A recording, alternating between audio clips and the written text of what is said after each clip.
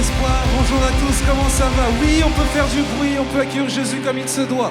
Est-ce que je peux entendre une acclamation, une ovation de gloire pour Jésus ce matin? Plus de bruit que ça, s'il vous plaît, plus de bruit que ça. Ok, on tape des mains ensemble. On va se réjouir dans la présence de Jésus. Qui est heureux d'être ici ce matin? Qui est prêt à louer le nom de Jésus de toute son âme? Vous êtes prêts? On y va ensemble? Allez, chantons ensemble. Lève-toi, mon âme, et souviens-toi. Tout mon péché l'a enterré. Ce n'est plus moi qui vis, c'est Christ qui vit en moi. J'étais mort, mais je suis passé de l'ombre à la lumière. On tape des morceaux. Tu peux sauter, tu peux danser de là où tu es. Réjouis-toi ce matin. Je peux me vanter que de la croix. Mon sauveur s'est offert pour moi. En lui mes craintes, en lui mes craintes n'ont aucune emprise. Donc mort où est, chantons-le. Donc mort où est ta... On chante ensemble, ce n'est plus moi. Ce n'est plus moi qui vis. Déclare-le ce matin. C'est Christ qui vit en moi. J'étais mort, mais allez, je vais vous voir taper des mains, danser ensemble. On y va. À la lumière. Let's go.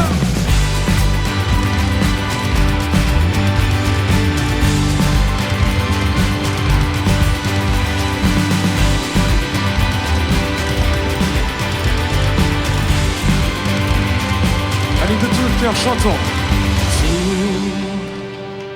Tout en moi veut t'adorer.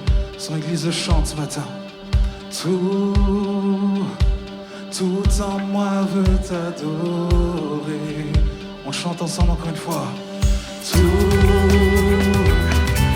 en moi veut t'adorer. On déclare-le ce matin. Tout en moi veut t'adorer.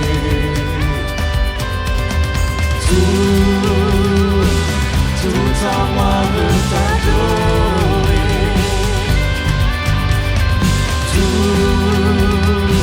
Tout en moi veut t'adorer. On chante ensemble, ce n'est plus moi. Ce n'est plus moi qui vis, c'est Christ qui vit en moi. J'étais mort, mais je suis passé de l'ombre à la lumière. Ce n'est plus moi qui vis. Allez, je vous taper des mains ce matin. Chantez. J'étais mort, mais je suis passé de l'ombre à la lumière.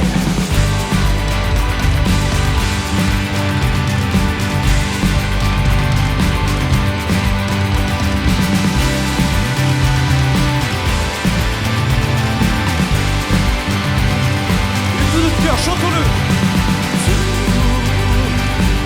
Tout en moi veut t'adorer.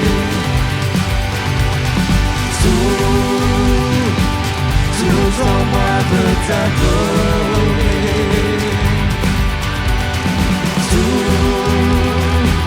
Tout en moi veut t'adorer. On chante bien ce matin. Tout en moi veut t'adorer. Oh, est-ce qu'on peut faire monter une ovation de gloire à Jésus ce matin? Je veux vous entendre, l'église d'espoir, je veux vous entendre.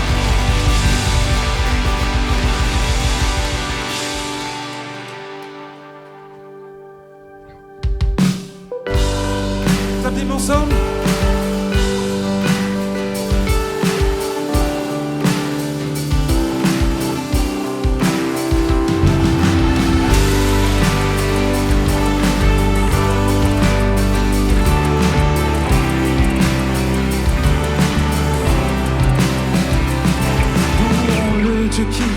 était.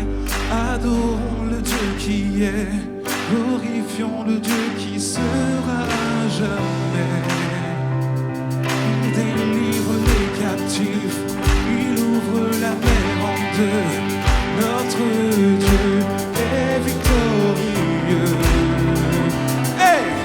Quelle joie dans la maison du Père, quelle joie dans la maison de notre Dieu. Nous élevons nos voix, nous ne nous tairons pas.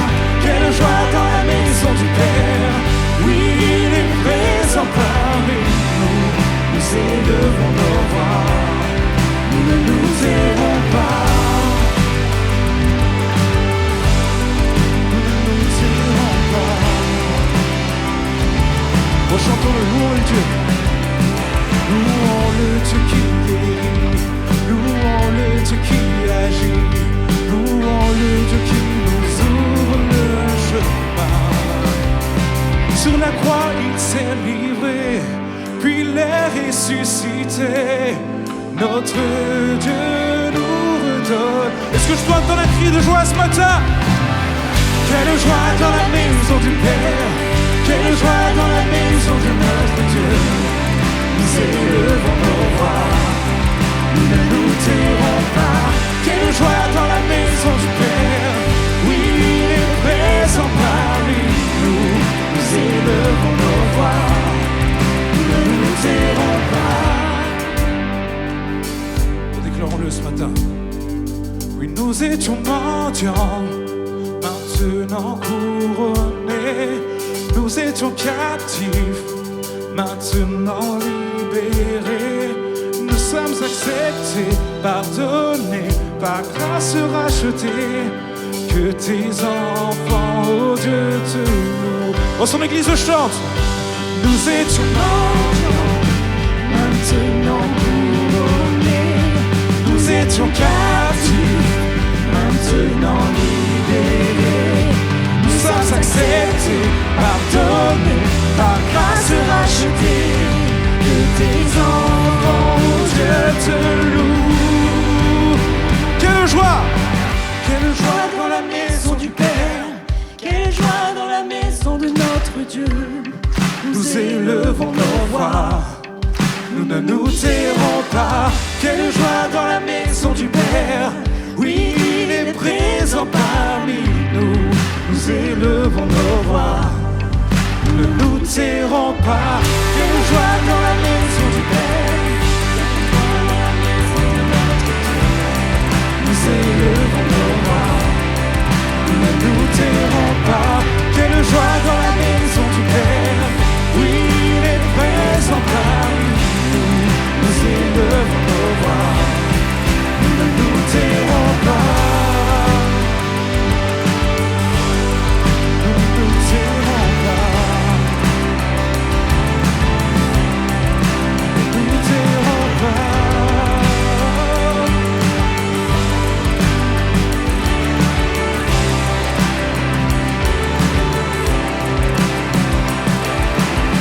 Quelle joie dans la maison du Père, quelle joie dans la maison de notre Dieu.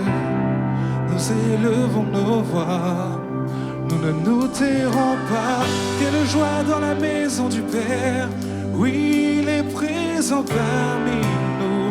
Nous élevons nos voix, nous ne nous tairons pas. Nous ne nous tairons pas. Nous tairons pas. Est-ce que, sans plus attendre, chacune des voix peut s'élever ce matin et juste adorer et élever le nom de Jésus, dire combien il est merveilleux, combien il est glorieux.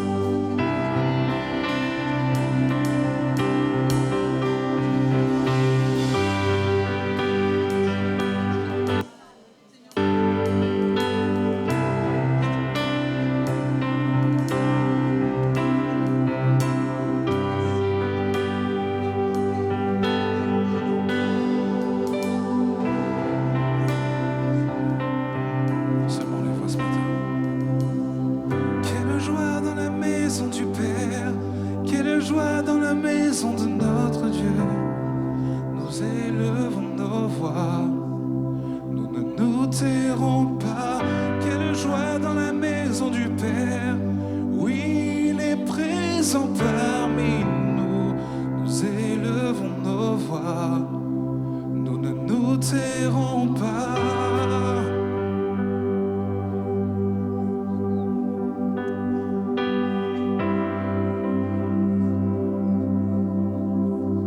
Nous ne nous tairons pas.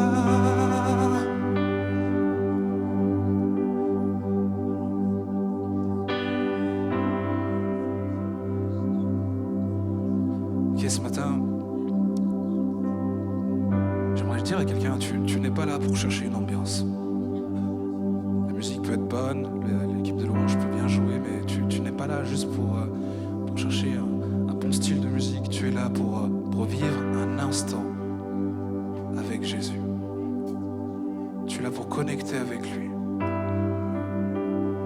Alors ne tais pas ta louange. N'empêche pas tes mains de se lever. Ne te sens pas honteux en sa présence, parce que les bras du Père sont vraiment ouverts pour toi. Ce matin, j'aimerais vous apprendre un chant. Et les paroles de ce chant disent « Saint-Esprit, tu es le bienvenu. Que ta présence vienne inonder ce lieu. » Est-ce que c'est le désir de quelqu'un ce matin? Alors si c'est ton désir que le Saint-Esprit vienne inonder ce lieu, de là où tu es, juste alors que tes yeux sont fermés, ne prends pas attention à la personne qui est à tes côtés. Vis ton moment. Juste t'invite à fermer tes yeux, ouvrir tes mains, comme pour dire « Seigneur, voici mon cœur, tout entièrement disposé à recevoir plus de toi. »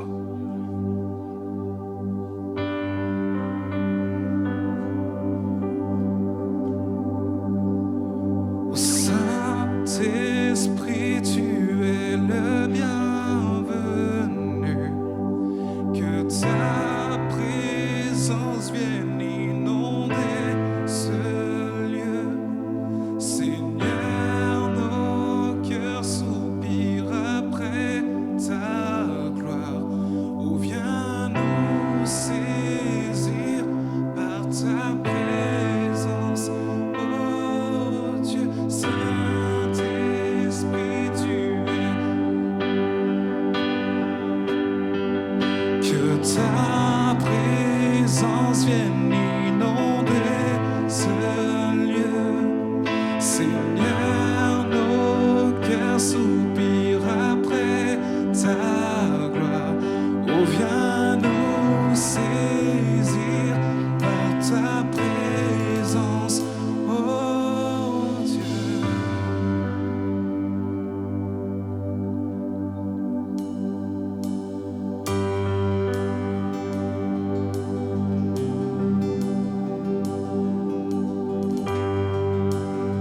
On y va ensemble avec l'espoir. Tu es notre espoir, rien n'a plus de valeur, rien n'est aussi grand et rien n'est plus beau que ta présence.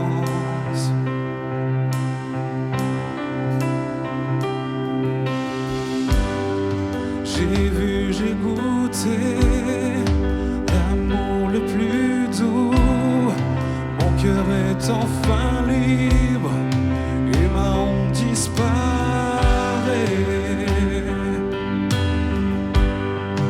Dans ta présence, ce mec chante Saint-Esprit. Saint-Esprit, tu es le bienvenu. Que ta présence vienne inonder ce lieu. Seigneur, nos cœurs soupirent après ta gloire. Oh, viens nous saisir par ta présence, oh Dieu. Par ta présence. Oh, chantons, tu es notre espoir. Tu es notre espoir. Rien n'a plus de valeur. Rien n'est aussi grand. Et rien n'est plus beau. On déclare-le ce matin, Église. que ta présence.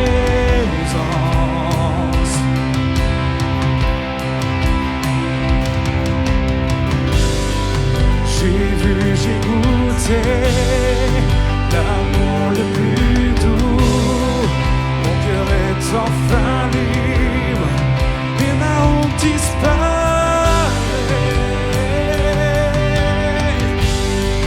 dans ta présence. Est-ce que les mains peuvent se lever et déclarer ces paroles? Saint-Esprit, Saint-Esprit, tu es le bienvenu. Que ta présence vienne inonder ce lieu. Seigneur, nos cœurs soupirent après ta gloire. Oh, viens nous saisir par ta présence. Oh, chantons Saint-Esprit. Saint-Esprit, tu es le bienvenu. Que ta présence vienne inonder ce lieu. Seigneur, nos cœurs soupirent après ta gloire. Oh, viens nous saisir par ta présence, oh Dieu. Oh, par ta présence.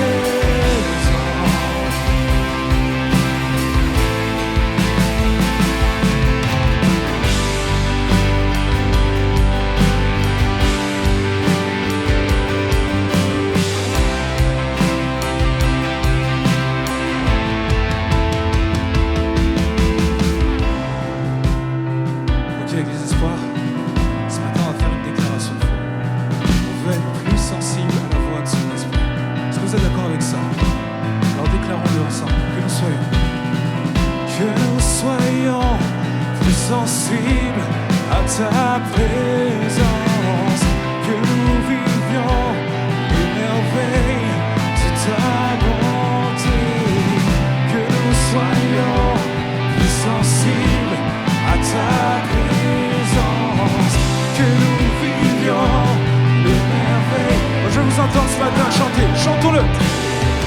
Que nous soyons plus sensibles à ta présence, que nous vivions les merveilles de ta bonté, que nous soyons plus sensibles à ta présence, que nous vivions les merveilles de ta bonté. Et de tout notre cœur, chantons Saint-Esprit. Saint-Esprit, tu es le bienvenu. Que ta présence vienne inonder ce lieu. Seigneur, nos cœurs soupirent après ta gloire. Oh, viens nous saisir par ta présence. Oh, chantons Saint-Esprit. Saint-Esprit,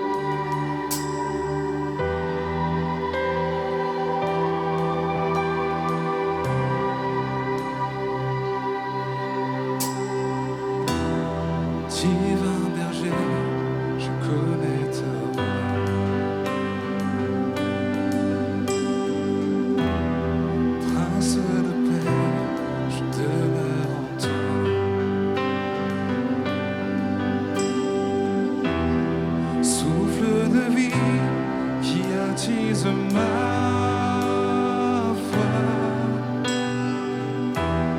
Tu m'as conduit toutes tes voies. Son église chante.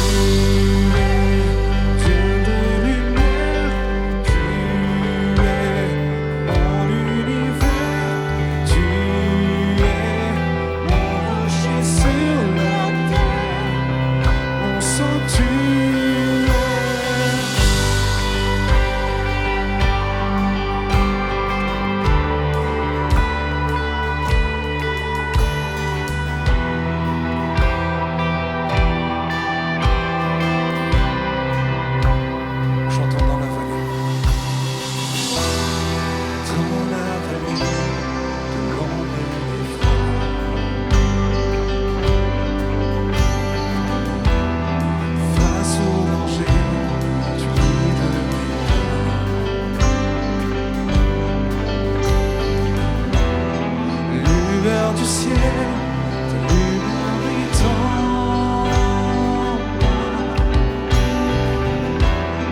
Vers l'éternel, je soutiens pas.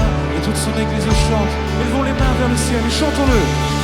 Tu es Dieu de lumière, tu es mon univers, tu es mon rocher sur la terre. Sanctuaire, tu es Dieu de lumière, tu es mon univers, tu es ma source en plein désert, mon sanctuaire.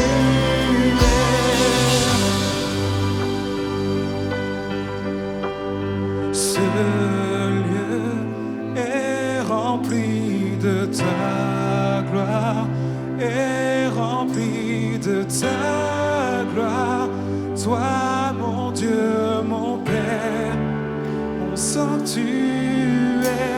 Ce lieu est rempli de ta gloire, est rempli de ta gloire.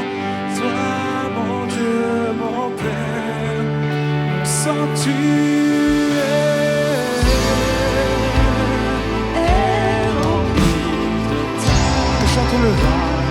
Est rempli de ta gloire, toi mon Dieu, mon Père. Est-ce que les mains peuvent se lever dans ce lieu et commencer à déclarer? Ce lieu est rempli de ta gloire, est rempli de ta gloire, toi mon Dieu, mon Père. Tu remplis ce lieu ce matin. Ce lieu est rempli de ta gloire, est rempli de ta gloire.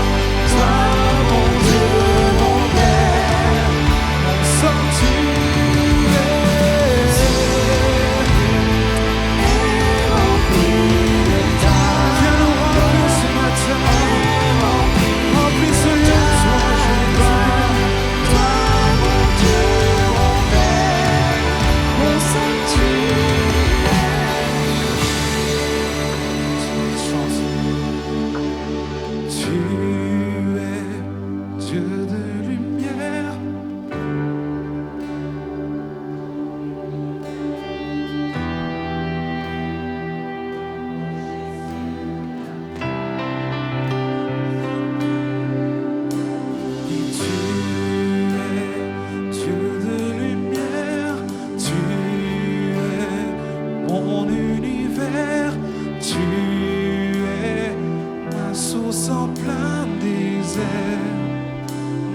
Jésus.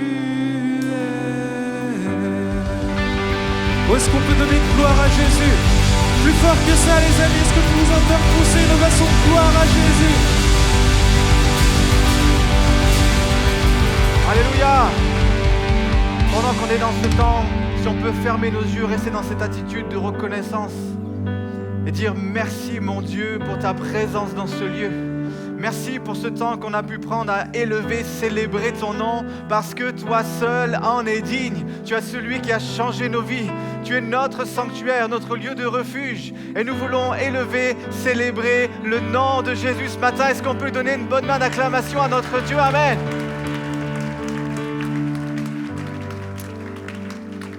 Merci Dani, merci toute l'équipe de louanges pour ce temps dans sa présence. Bonjour Église Espoir, bonjour à chacun, chacune, ceux peut-être qui nous visitent. Soyez les bienvenus. Soyez les bienvenus parmi nous. On a démarré effectivement les réunions de maison, l'église de maison. Et ce sujet que le Seigneur a mis sur mon cœur est tout à propos. C'est ni plus ni moins donc le titre de mon message qui va s'afficher. Aimez-vous, le commandement de Jésus que Jésus va laisser à ses disciples, aimez-vous les uns les autres. Pourquoi avec un point d'interrogation? Tout simplement parce qu'on veut voir ce que Jésus a à nous dire au travers de ce commandement. Okay? Et en parallèle de ça, on va commencer avec un psaume, vous allez voir, qui est hyper complémentaire à l'enseignement de Jésus. Ça va s'afficher, on lit ensemble dans le psaume 133. Voici, oh, qu'il est agréable, qu'il est doux pour des frères de demeurer unis ensemble. C'est comme l'huile précieuse qui, répandue sur la tête, descend sur la barbe d'Aaron, qui descend sur le bord de ses vêtements. C'est comme la rosée de l'Hermon qui descend sur les montagnes de Sion. Car c'est là que l'Éternel envoie la bénédiction, la vie pour l'éternité. Amen. Restez bien accrochés ce matin. Je vais essayer de parler, d'articuler, mais d'aller assez vite pour ne pas vous garder en otage pendant 4 heures, mais seulement 2h30. Non, vraiment, j'ai beaucoup de choses à dire. Et vous voyez ce psaume qui commence, donc, et il y a une particularité, il nous est dit qu'il est agréable, qu'il est doux pour des frères d'être unis ensemble. En fait, dans le texte original, il y a une répétition du mot ensemble, d'être ensemble, ensemble. Parce que combien savent qu'on peut être ensemble et pas forcément ensemble? On peut être ensemble et pas forcément unis. Ça vous parle? Ok. On n'a qu'à voir l'Assemblée nationale, fin de la parenthèse. Ils sont ensemble, mais voilà.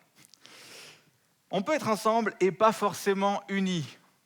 Et ce psaume, qu'est-ce qu'il nous dit au travers de l'unité? Il nous dit que l'unité, c'est comme l'huile.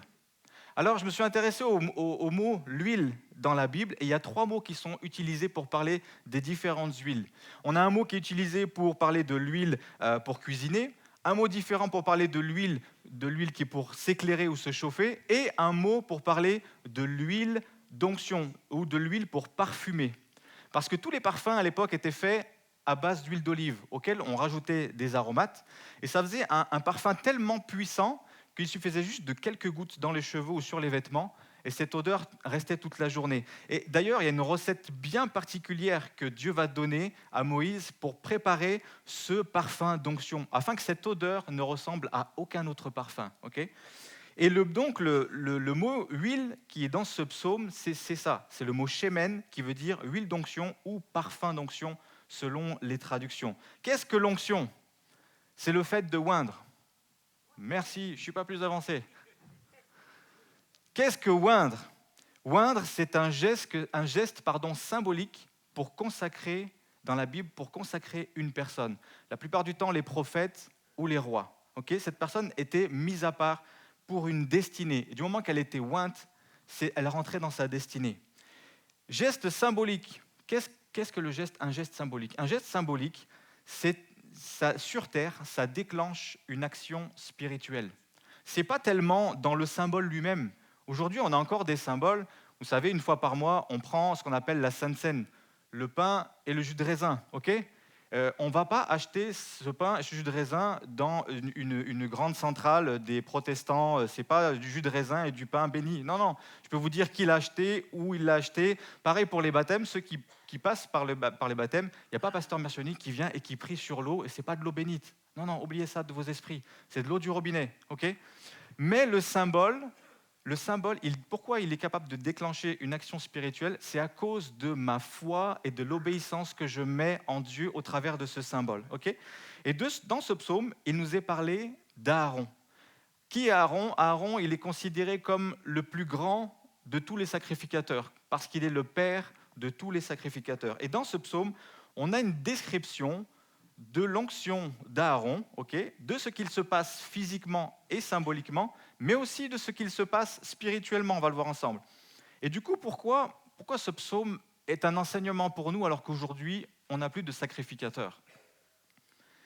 Quel était le rôle du souverain sacrificateur? En d'autres termes, ce qu'on appelait le sacrificateur en chef. Okay, il était l'intermédiaire, c'était le seul intermédiaire entre Dieu et les hommes.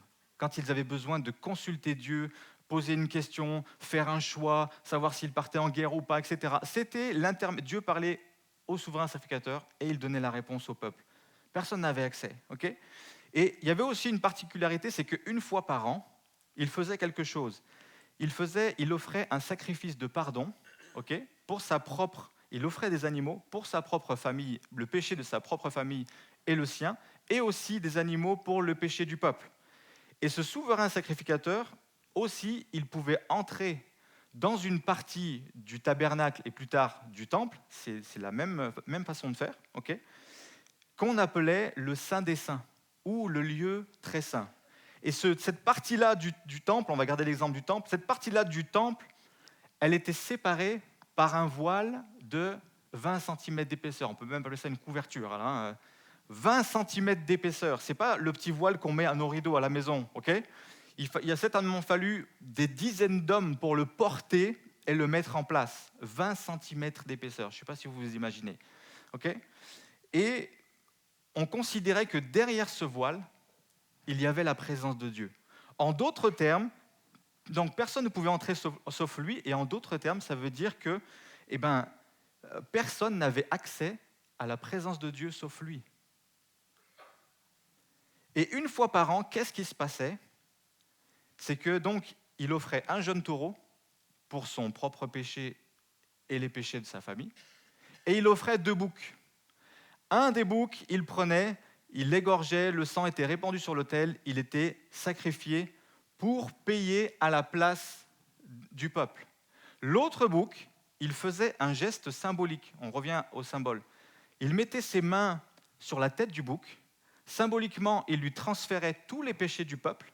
Ce bouc-là était renvoyé dans le désert, aéré, okay, pour qu'il emporte avec lui tous les péchés du peuple hors du camp. Et ce bouc-là, il l'appelait Azazel, qui veut dire émissaire. D'où l'expression le bouc émissaire. Ça vient de la Bible. Alors pour les plus jeunes, ouais, c'est bien, c'est quoi bouc émissaire? C'est plus trop des expressions qu'on utilise. En gros, quand il y a une faute qui est commise et qu'on ne sait pas qui c'est, ou personne ne veut se mettre en avant, se désigner, on cherche le bouc émissaire, on cherche le responsable, on cherche à qui c'est la faute. Eh bien, ça vient de cette pratique-là. Et c'était comme ça que le peuple de Dieu fonctionnait. Pendant toute l'année, ils essayaient de ne pas trop contrarier Dieu, d'essayer de ne pas trop faire de choses mal. Et une fois par an, la grâce venait. Mais heureusement pour nous, Jésus est venu, amen. Et ce qu'il a fait en donnant sa vie, c'est ce qu'il va dire aux chefs religieux de l'époque, c'est ce qu'il va dire ce qu'on appelait les pharisiens. Il va leur dire, je ne suis pas venu pour abolir la loi, mais je suis venu pour l'accomplir. Et Jésus parlait de ça. Quand il a dit ça, il parlait de son sacrifice. En gros, ce qu'il est en train de leur dire, je ne suis pas venu pour abolir la loi, je suis venu pour l'accomplir. Il est en train de leur dire, vous inquiétez pas, je vais observer la loi, je vais faire un sacrifice. Mais ce ne sera pas un sacrifice comme vous avez pu faire jusqu'à maintenant. Je vais faire un sacrifice qui va ôter, qui va enlever le péché de toute l'humanité et de tous les temps. Ce ne sera pas un animal que je vais sacrifier, mais ce sera ma vie que je vais donner. Afin que quiconque croit, et même toi aujourd'hui, qui que tu sois, peu importe ton histoire, peu importe ton parcours de vie, afin que si tu crois, eh ben, tu sois sauvé. Et pourquoi il y a un enseignement pour nous dans ce psaume aujourd'hui, alors que, puisque Jésus a tout accompli, on n'a plus besoin de sacrificateur. Jésus a payé le prix de manière définitive. Eh bien, voici ce que nous dit ce passage dans Apocalypse, on lit ensemble. « À celui qui nous aime, qui nous a délivrés de nos péchés par son sang, » donc il parlait de Jésus, « et qui a fait de nous un royaume des sacrificateurs pour Dieu son Père. À lui soit la gloire, la puissance au siècle des siècles. Amen. » Nous qui avons accepté Jésus, tu es, je suis, nous sommes des sacrificateurs pour Dieu. Pourquoi ? Parce que Jésus s'est chargé de nos péchés. Et par ce don, par ce sacrifice, ce qui s'est passé sur la croix, c'est que le voile s'est déchiré. Je vous rappelle, voile 20 cm d'épaisseur qui pesait peut-être des centaines de kilos. Impossible à l'homme de le déchirer. Il s'est déchiré par la puissance de Dieu avec un message du ciel clair. Ce qui vous séparait de ma présence a été enlevé. Ceux qui vous séparent de ma présence. Il n'y a plus rien entre Dieu et nous, le chemin est ouvert. Du coup, vu que ce voile est déchiré, nous pouvons entrer dans ce lieu symboliquement qui est appelé le Saint des Saints. Et du fait que nous pouvons entrer dans la présence de Dieu, ça fait de nous des sacrificateurs, comme on vient de le lire. Revenons au psaume 133. Ici, c'est l'onction d'Aaron. Et elle nous enseigne ceci. C'est que l'huile est d'abord répandue sur la tête. La première chose qui a besoin d'être oint, c'est la tête. Pourquoi ? Voici ce que dit Romains chapitre 12. « Ne vous conformez pas au siècle présent, mais soyez transformés par le renouvellement de l'intelligence, afin que vous discerniez quelle est la volonté de Dieu, ce qui est bon, agréable et parfait. » La première chose qui a besoin d'être sous l'onction, c'est la tête. La tête aussi est appelée en hébreu le chef, d'où l'expression le chapeau, le couvre-chef. Okay, pour les plus anciens, encore une fois. Je ne dirais pas comme ça, mais je connais des choses d'avant. Le couvre-chef, et parce que la tête est le chef du corps. On est d'accord avec ça ? Vous n'êtes pas en train de parler avec quelqu'un, puis d'un coup, votre bras il est en train d'essayer d'attraper des choses sans que votre tête lui ait demandé d'agir. Okay ? La tête est le chef du corps. De manière générale, ce qu'on appelle le chef, c'est celui qui dirige. Donc la tête dirige le corps jusque-là, tout va bien. Dans l'idée où la tête est le chef, en sport, je peux être préparé physiquement le mieux possible. Okay ? Je peux être préparé pour une compétition au taquet. Si ma tête n'y est pas, si les soucis et les préoccupations prennent ma tête, je n'arriverai à rien. Dans mon travail, c'est exactement la même chose. Je peux d'ordinaire être le plus performant, peut-être même l'employé du mois, ça ne se fait pas trop en France, mais considéré comme le meilleur. Okay ? Si ma tête est prise par les soucis, par les préoccupations, je perds ma qualité, je perds mes capacités. Donc ce qui a besoin d'être sous l'onction et renouvelé sous l'onction, comme on l'a lu dans Romains 12, c'est d'abord la tête, afin que vous discerniez quelle est la volonté de Dieu, comme on l'a vu. Ensuite, qu'est-ce qui vient être oint ? C'est la barbe. La barbe, donc l'huile qui descend qui est répandue sur la tête, descend sur la barbe. La barbe est le symbole de la consécration. Les sacrificateurs avaient pour ordonnance de la part de Dieu de ne pas couper les bords de leur barbe. C'était courant à l'époque que la plupart des Israélites avaient une bonne barbe, mais ils la taillaient quand même de manière esthétique. Ils n'ont pas attendu les hipsters d'aujourd'hui pour avoir des belles barbes. Okay ? Mais ce qui caractérisait les sacrificateurs, c'est du moment où ils étaient oints, ils devaient laisser pousser leur barbe et la laisser aller naturellement.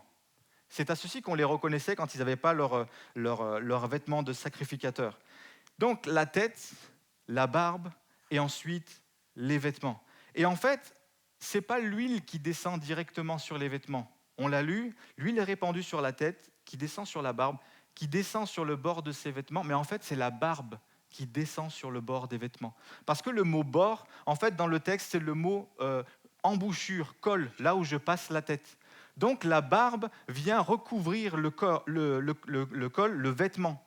Et donc les vêtements sont oints par continuité. Vous vous rappelez, dans un message que j'avais pu apporter, je vous avais parlé du fait que dans le royaume de Dieu, il y a des principes souvent de graduation, des étapes. Et bien là, c'est la même chose. D'abord la tête qui est oint, avant toute chose.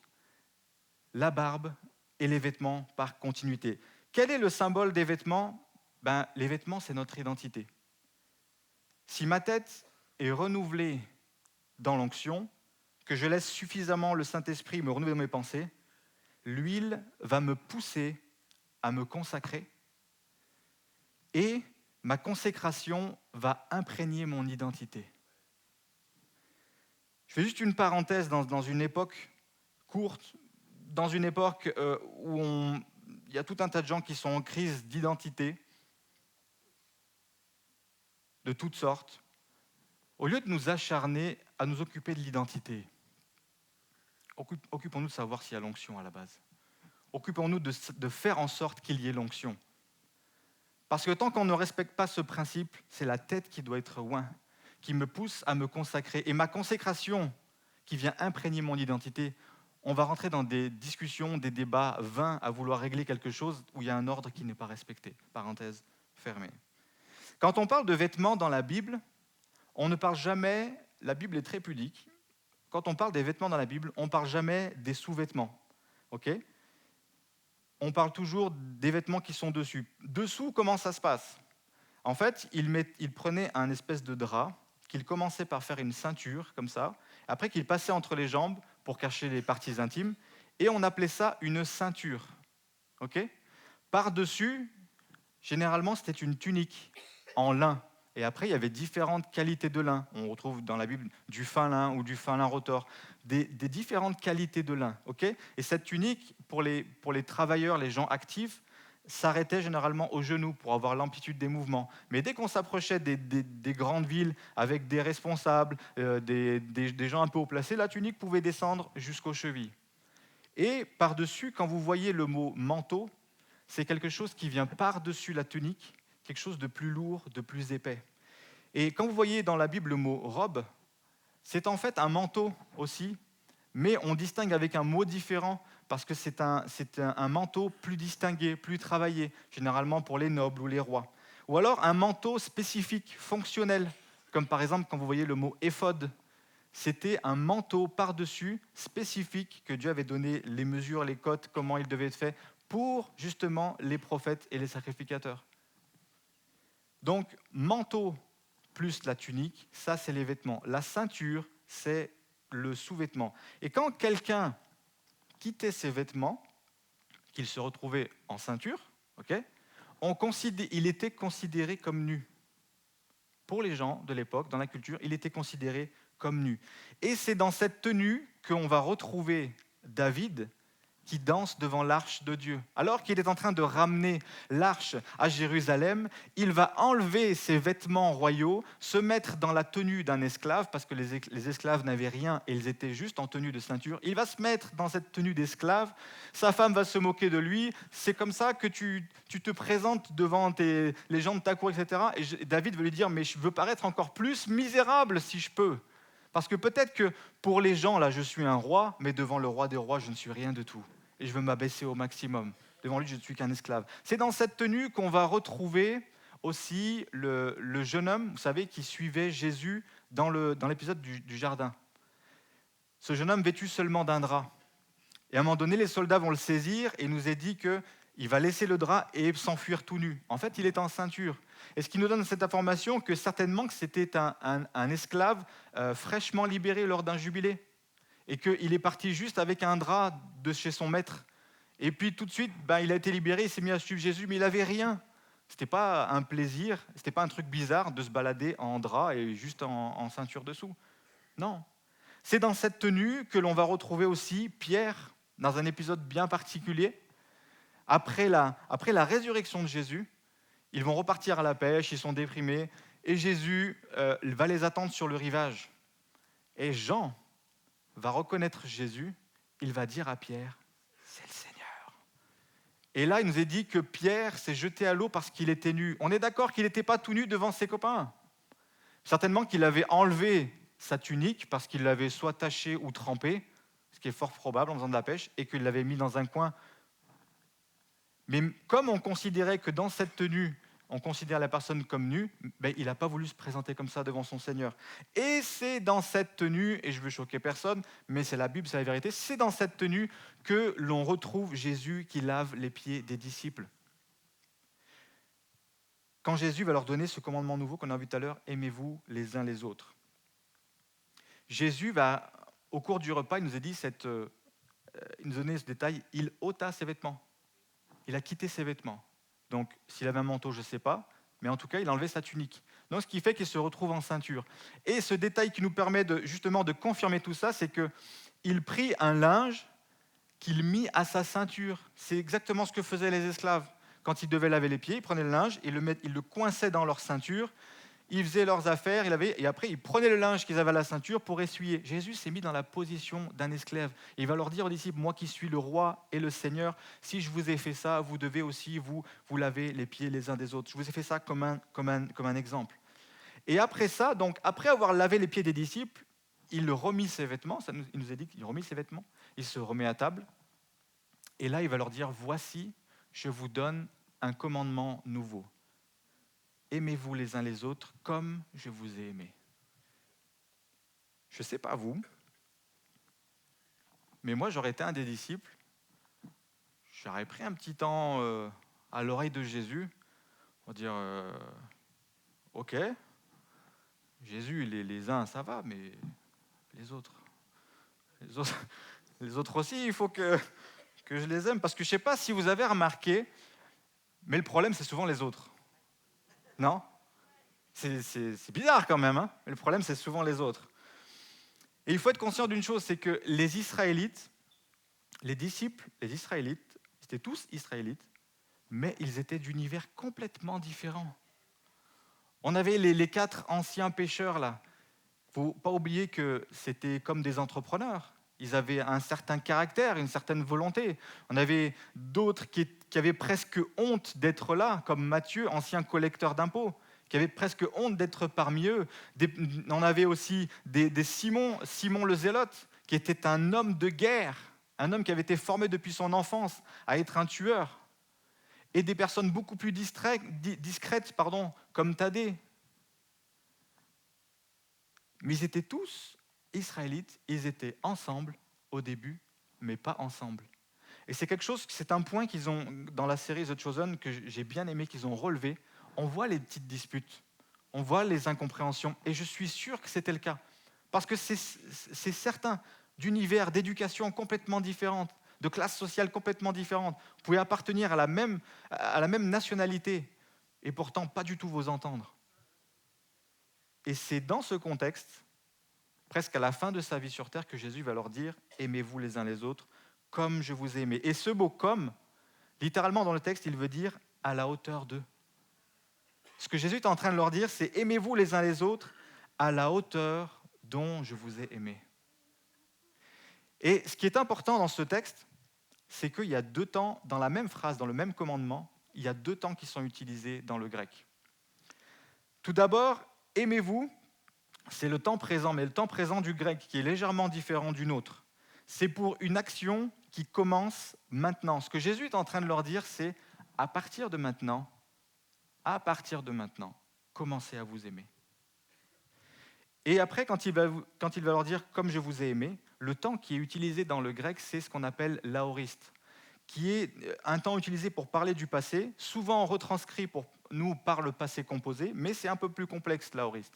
Dans les grandes lignes, c'est le passé, mais sans notion définie de début ni de fin. C'est quelque chose d'accompli, d'établi depuis un temps inconnu. Ce que Jésus est en train de leur dire à la fin de son enseignement, c'est « Je vous ai toujours aimé ». Si on retranscrit le commandement de Jésus dans la bonne conjugaison, et ça va s'afficher, il est en train de leur dire « À partir de maintenant, commencez à vous aimer à la hauteur dont moi je vous ai aimé depuis toujours. » Voilà le commandement de Jésus. Peu importe vos différences, peu importe ce que vous avez supporté ou pas, à partir de maintenant, commencez à vous aimer à la hauteur dont moi je vous ai aimé depuis toujours. Et comment Dieu nous a aimés depuis toujours, on va le voir. Il nous a aimés sans notion de début, sans temps marqué, on va le voir. On le découvre lorsque Dieu va se révéler à Moïse dans le désert et qu'il va lui dire son nom. Parce que dans le nom de Dieu, il y a des choses cachées que Dieu veut que l'on découvre, bien plus que le « je suis » ou l'Éternel. Ok ? On va faire un peu d'hébreu ce matin. Vous êtes d'accord ? Vous êtes toujours avec moi ? Ok. Tout d'abord, dans quelle langue Dieu s'est adressé à Moïse ? En hébreu. Mais en hébreu ancien. On précise souvent que le Premier Testament a été écrit en hébreu et puis le Nouveau Testament en grec, mais on distingue au moins deux sortes d'hébreu. Okay ? on distingue deux formes d'hébreu. On a l'hébreu ancien, qui est très proche du phénicien. En fait, ces deux langues, elles viennent du cananéen. C'est comme si ces deux langues étaient des dialectes du cananéen. Et le cananéen, c'est l'une, je ne dis pas que c'est là, mais après des recherches, c'est l'une des plus anciennes langues avec une forme alphabétique. Il y avait déjà des formes écrites bien avant le cananéen, des formes écrites avec des signes, mais le cananéen a été l'une des plus anciennes langues avec une forme alphabétique. Okay? Alors que l'hébreu moderne, qui est parlé par exemple à l'époque de Jésus, l'hébreu moderne est issu, lui, de l'araméen. Et qu'est-ce que l'araméen ? L'araméen, c'est la langue qui était parlée à Babylone lors de la déportation des Israélites. Et en fait, ils vont mêler l'hébreu donc ancien avec l'araméen et ils vont emprunter des mots, des formes, et ça va donner l'hébreu moderne qui était parlé au temps de Jésus. Okay ? Ils vont adopter comme langue principale. Mais depuis les patriarches, depuis Abraham, Isaac, Jacob et jusqu'à Moïse, Moïse à qui Jésus va révéler son nom, il va s'adresser à lui en hébreu ancien. Et aussi pour que les textes sacrés soient écrits dans cette langue, dans cet hébreu ancien. Cette langue qui est pleine de mystères et de choses cachées que Dieu veut que l'on découvre. Et alors que je m'en vais vers la dernière partie de mon message, ça va, Dieu m'a fait grâce de bien gérer. Je ne vais pas vous garder en état, je veux vraiment qu'on prenne du temps à la fin de ce message. Dany, si tu veux revenir. Quelque chose va s'afficher. Voici, s'il te plaît, voici ce qu'on appelle l'alphabet hébreu. On ne parle pas d'alphabet, parce que alphabet vient du grec, okay, alpha, oméga. Là, on parle de l'alphabet, donc composé de 22 lettres, qui est différent des 26 que l'on a dans nos langues latines. Okay ? Ce qui rend la traduction des textes sacrés difficile, c'est que, par exemple, donc on voit les premières lettres, okay, ici, Aleph, Bet, Gimel, Dalet. Ce qui rend la traduction compliquée, c'est que, par exemple, diapo suivante, si vous prenez cette lettre qui s'appelle Waw, elle peut être retranscrite soit par un F, soit par un U, soit par un V, soit par un W, soit par un Y. Comprenez la complexité ? Et c'est qu'un exemple. Okay ? Il faut comprendre une chose aussi, c'est que donc dans l'alphabet hébreu, ici, ça c'est comment on les prononce. Chaque lettre de cet hébreu est associée à un chiffre, pas cela, cela c'est juste pour les numéroter, mais chaque lettre est associée à un chiffre qui a une valeur et qui a une signification dans la parole de Dieu. Chaque lettre aussi est associée à un symbole, ok ? Et chaque lettre est associée à une signification. Imaginez la richesse de tous les messages que Dieu a dans sa parole. Diapo suivante. Je vous ai dit tout à l'heure que l'hébreu et le phénicien étaient deux langues voisines, issues du cananéen. Voici l'alphabet phénicien, qui lui, en fait, il est resté en symbole et il va donner naissance à l'évolution des langues en passant par le grec et jusqu'au latin, alors que l'hébreu, lui, il va rester une langue unique et il va traverser les époques. Mais, donc, les lettres hébraïques sont attachées aussi à ces symboles. Ok ? Et diapo suivante, chaque symbole a une signification. Par exemple, si on prend la première lettre, Aleph, elle signifie donc, elle est représentée, le symbole, c'est un bœuf. Et donc le bœuf, la signification du bœuf, c'est la force pure. Okay ? Si on prend la deuxième lettre, on la met à côté, Bet, donc Bet, ici, le symbole c'est une maison, donc la signification maison. Mais si on rapproche ces deux lettres, dans l'hébreu, elles forment le mot Abba, qui veut dire père, l'homme fort de la maison. Juste avec deux lettres. Ok ? Alors ce qui m'intéresse ce matin, c'est pas vous faire un cours sur les lettres hébraïques. Bien sûr que non.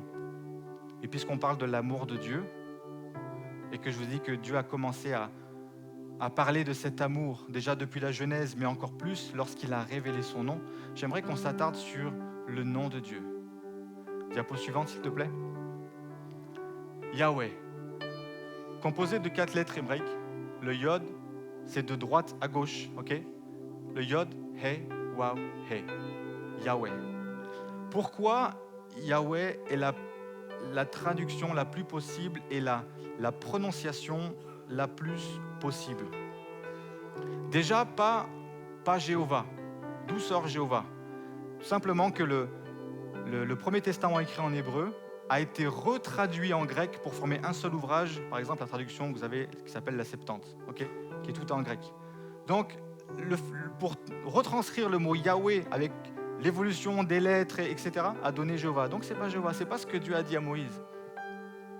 Pourquoi c'est pas, diapo suivante, pourquoi c'est pas comme certains qui ont voulu enlever et qui ont dit YHWH? Pourquoi cette pensée n'est pas correcte? Déjà parce qu'elle est faite sur le principe qu'on a voulu faire correspondre 1, 2, 3, 4 lettres hébraïques avec, enfin 3 lettres du coup, parce qu'il y a une répétition, 3 lettres hébraïques avec 3 lettres de notre langue moderne. Et sur le prétexte que dans l'alphabet hébreu, il y a beaucoup plus de consonnes et très peu de voyelles. Mais cette langue, je vous ai dit, elle est belle, elle est complexe, et même avec 3 consonnes à côté, on pouvait rajouter un point par-ci, par-là, et ça changeait le son d'une syllabe. Et aussi parce que les lettres, ces 3 lettres-là, là, Yod, He, Waw, ces 3 lettres, en plus d'être des lettres, sont des lettres qui changent le son et la forme des mots selon comment elles sont placées avant ou après une lettre. Et ces lettres composent le nom de Dieu. Ok? Et aussi, pourquoi cette idée n'est pas valable de YHWH? Parce que du coup, si on considère que le Yod est le Y et que le He est un H, et bien en fait, diapo suivante, quand on prend le tableau, le He n'a jamais été un H dans l'histoire de l'évolution de l'écriture, mais a toujours été un E. Ok? Regardez ici, l'un des symboles qui a toujours été attaché à cette langue, c'est un homme en prière, les mains levées. Et en fait, ici, là, ça forme un E, ok, qui s'est retrouvé comme ça, et qui après s'est retrouvé comme ça, au fur et à mesure de l'évolution de la langue. Donc, l'idée de WH, YHWH, c'est pas très juste. Diapo suivante. Le nom le plus possible et la prononciation la plus possible, Yahweh. Yod, He, Waw. Et du coup, pas Vav. Il y a eu un débat aussi entre les Hébreux, comment on prononce cette lettre. Vav, non, c'est pas Vav, c'est Waw. C'est pour ça que ça a donné des dérivés avec Yahvé aussi. Mais cette lettre se prononce Waw. Donc, Yod, He, Waw, He forme le mot Yahweh.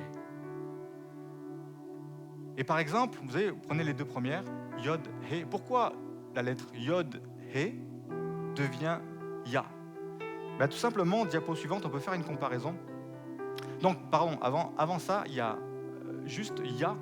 Déjà, Ya, ça forme le mot l'éternel. Donc c'est pour ça que je vous dis, il y a beaucoup plus dans le nom de Dieu que simplement l'éternel. Juste Yod, He, donc ça forme Ya, ça forme l'éternel. Et c'est cette forme que l'on retrouve dans beaucoup de fois dans les psaumes.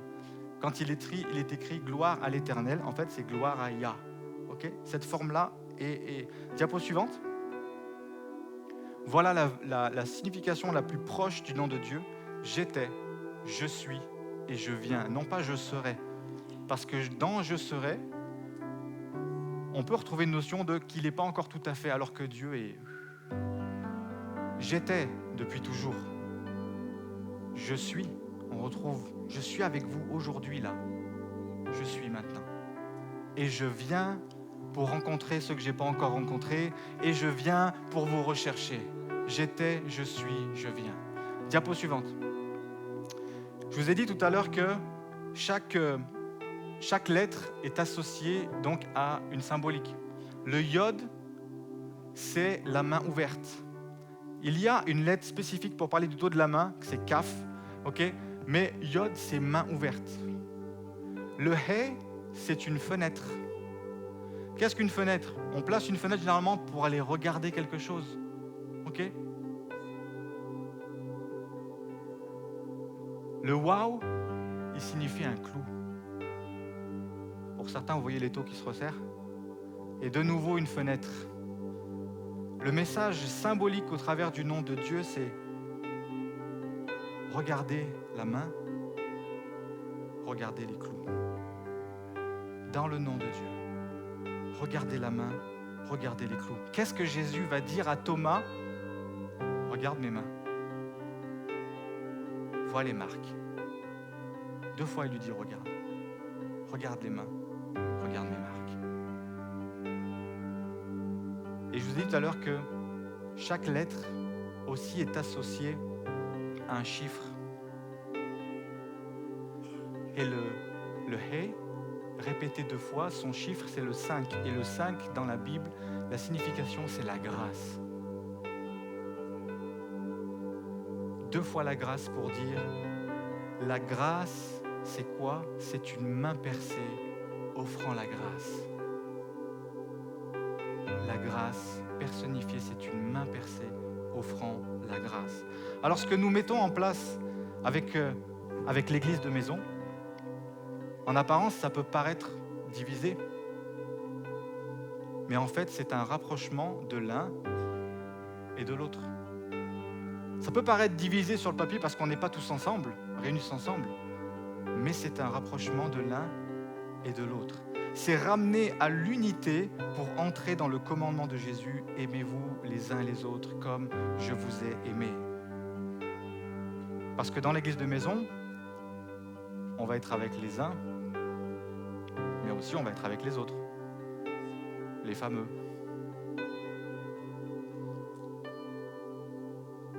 Et alors qu'on rentre dans cette vision, que l'on puisse capter le commandement de Jésus qui nous dit à partir de maintenant, peu importe le passé, peu importe les histoires, peu importe ce dont vous avez été capable ou non, à partir de maintenant, commencez à vous aimer comme moi, à la hauteur, dont moi je vous ai toujours aimé.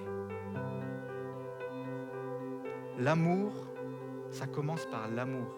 Jésus va leur dire, commencez maintenant, à partir de maintenant. Ça commence par l'amour. L'amour emmène l'unité. Et l'unité amène l'onction. On l'a lu tout à l'heure. Voici, oh, qu'il est agréable, qu'il est doux pour des frères et des sœurs d'habiter unis ensemble. Le fait d'être unis ensemble, c'est comme l'huile. Et on a vu que cette huile, elle venait... c'était l'huile d'onction, pardon. Dernière diapo. L'amour amène l'unité. L'unité amène l'onction. Et le psaume qu'on a pris en démarrage, ok, termine par ceci.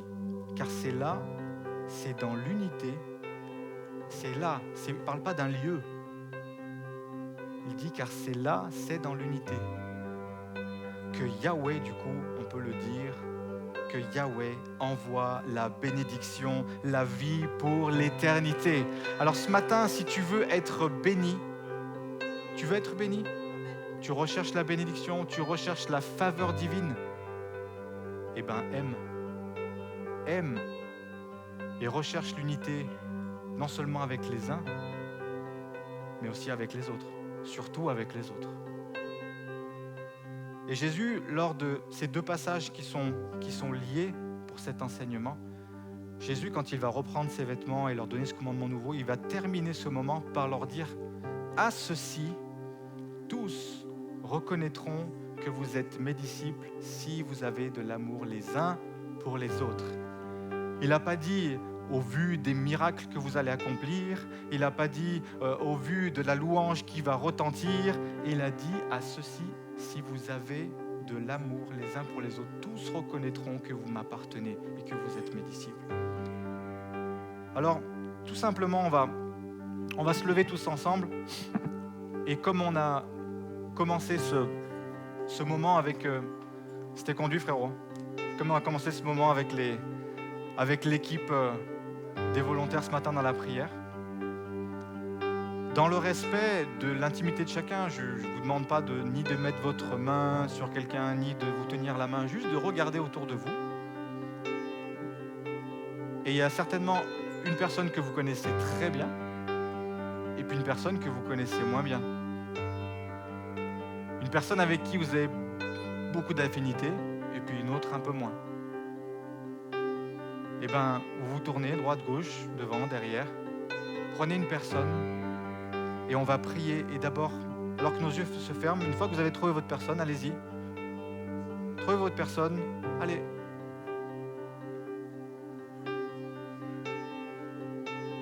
Ah, vous ne connaissez pas là, c'est très bien. Ça me plaît. On essaie de laisser personne tout seul. Ok? Et juste, je fais prier avec vous. Toi, je te connais trop. Viens là, non, juste là. Et alors que je vais prier avec vous, rentrer dans ce moment où d'abord on rentre dans un temps de reconnaissance pour la personne qui est à côté, ok? Et puis ensuite demander à Dieu de mettre ses sentiments en nous, de voir la personne qui est à côté de nous comme lui, il la voit, de voir la valeur, le fait qu'elle est précieuse, de voir la valeur qu'elle a aux yeux de Dieu, combien elle est précieuse. On prie ensemble, on enlève nos voix.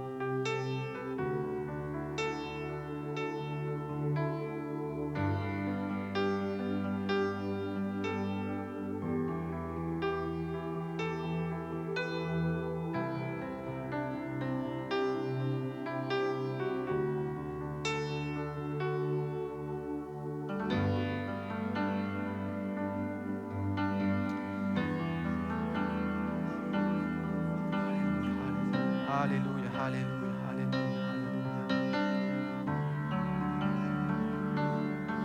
Papa Yahweh, je te dis merci pour ces instants qu'on a pu passer dans ta présence. On veut juste te demander ton secours, on veut juste te demander ta grâce, afin que tu nous fasses voir nos frères, nos sœurs comme toi tu les vois. Que tu puisses nous faire voir quelle valeur ils ont à tes yeux.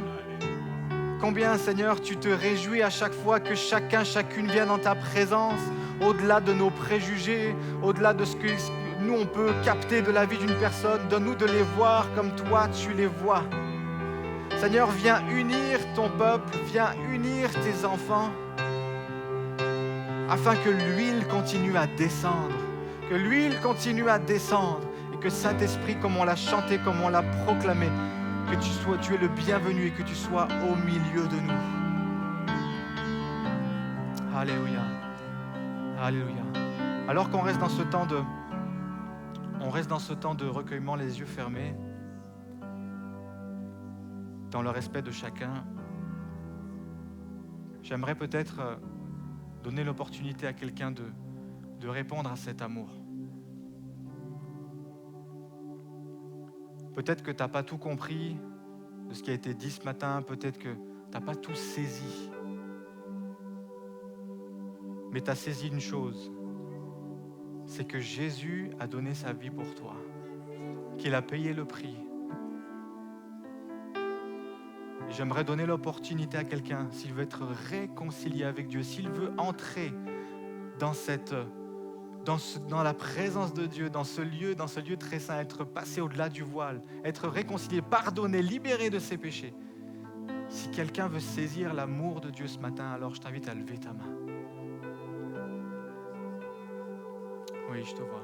Je vous vois aussi au fond. Je vous vois sur le milieu. Je vous vois aussi sur le milieu. Vous pouvez baisser votre main une fois que c'est fait. Je vous vois sur le côté.